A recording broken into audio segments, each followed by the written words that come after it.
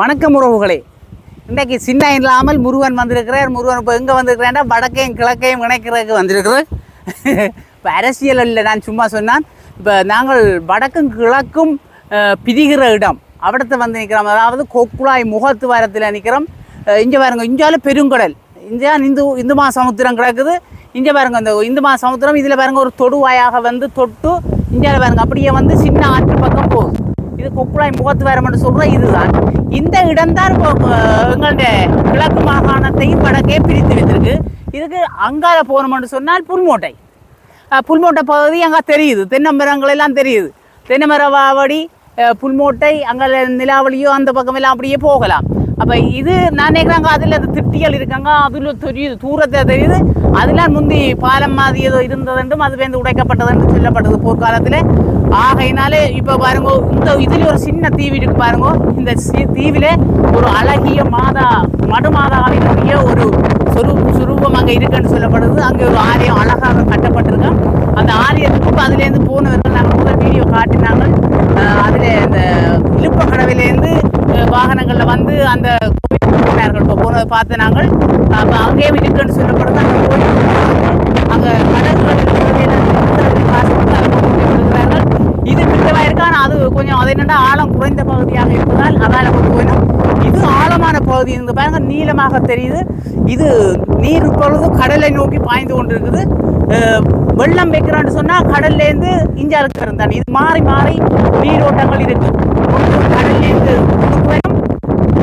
ஒரு நேரம் ஆற்றிலேருந்து கடலுக்கு போய் கொண்டு ஆகையினாலே இதில் சரியான நீரோட்டம் இருப்பதாலே ஒரு இது ஆபத்தான பகுதி. இதில் குளிப்பதோ விளையாடுவதோ எல்லாம் தடை செய்யப்பட்ட பிரதேசங்களாக இருக்குது. ஆகையினாலே இந்த பகுதியில் வந்து விளையாடுறதோ குளிக்கிற வேலையோடுவதும் வச்சிருக்கப்படாது. ஆகையினாலே பாருங்கள், ஒரு அழகான இடம் பாருங்கள். அப்படியே சுற்றி பாருங்கள், அப்படியே சுற்றி பாருங்கள். இவ்வளோ அழகாக இருக்குது, இவ்வளோ அழகான தீவு அங்கே பாருங்கள். அதில் ஒரு தனி தீவு. இப்படி வந்தால் இங்கே நான் பார்த்தவுடன் நாங்கள் கொக்குழாய் பிரதேசத்தில் நின்றுன்னு சொன்னவிடம் பாருங்க படியாக இருக்கு. இங்கே சிங்கள மக்கள் முழுக்க சிங்கள மக்கள் இருக்கிறார்கள். கதைக்கும் போது அவர்கள் தாங்கள் சிங்களரும் தமிழரும் தான் சேர்ந்திருக்கிறேன்னு சொல்கிறார்கள். அழகான ஒரு பிரதேசம். இங்கே பாருங்கள், இதுதான் இந்த புல்மோட்டையில் இன்மெனேட்டுன்னு சொல்லுவோம் இல்லை. இங்கே பாருங்க, கருப்பா அப்படியே இது பாருங்க, இன்மெனேட் புல்மோட்டைன்னு சொல்லிங்க. அப்படியே இன்மெனேட் இருந்த பல இடாது. இதுதான் இன்மெனேட் ஃபேக்ட்ரிக்கு அள்ளி எடுக்கிற. அஞ்சு பாருங்க இவ்வளோ கிடக்குப்பா. ஐயோ அல்ல வருது இஞ்சி பாருங்க, கருப்பாக இருக்குது. அள்ளிட்டு போமா, நல்லா விலைக்கு வைக்கலாம்டா. அள்ளலாம் அஞ்சோ சின்ன வந்தானே அள்ளிட்டே போயிடுவான். சின்ன வந்தால் பேக்கை கொண்டு அமருவான்னு சொல்லியிருப்பான். இங்கே பாருங்க, அவன் தான் இந்த விளையாட்டு விடுவான், கொண்டு ஓடுவான். அப்படி நல்ல இன்மெனேட்னு சொல்கிறோம். உண்மையிலே இதான் ஒரு பிரதேசத்துலேயும் காணல கடற்கரையில். இது புல்மோட்டை இன்மெனேட்டு இருக்கிறதுன்றது இதுதான் வெளிநாடுகளுக்கெல்லாம் புல்மோட்டையில் ஒரு கண்ணாக இருக்குது.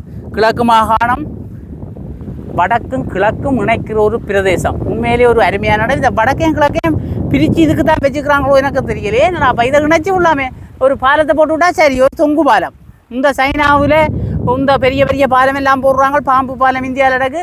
இது நான் நினைக்கிறது கொஞ்சம் தூரம், ஒரு 200 மீட்டர் தான் பெரும் போட இணைக்கிறது. இணைச்சி விட்டால் அங்கால போய் சேர்ந்துடலாம் கிழக்குக்கு.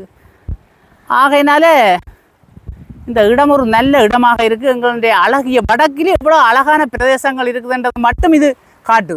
இங்கே வாங்க, எவ்வளோ கடற்கரை, எவ்வளோ ஒரு அழகான கடற்கரை. இங்கே வாங்கப்பா, வந்து பாருங்க, பார்த்துட்டு போங்க. முல்லைத்தீவுலேருந்து 30 கிலோமீட்டர் 33 கிலோமீட்டருக்கு இந்தியாவிலே இருக்குது இது.